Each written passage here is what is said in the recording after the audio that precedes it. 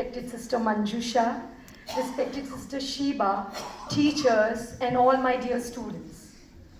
Today we celebrate not just a principal, but a truly extraordinary person. You are caring, loving, humble, and honestly the heart of our institution. Sometimes we feel you have built-in sensors.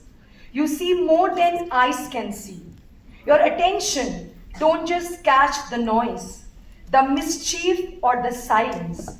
It catches feelings, like a fading smile, a tired voice, a worried look, a hidden fear, and who silently needs encouragement. Your extraordinary ability to notice every detail is uncanny.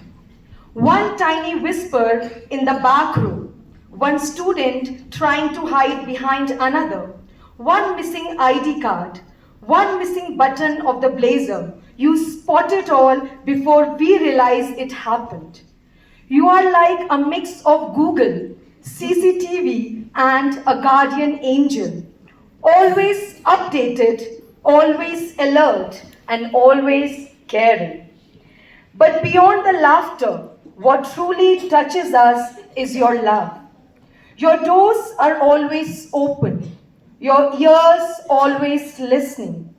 You don't just lead the school, you inspire us and help us become better individuals every day.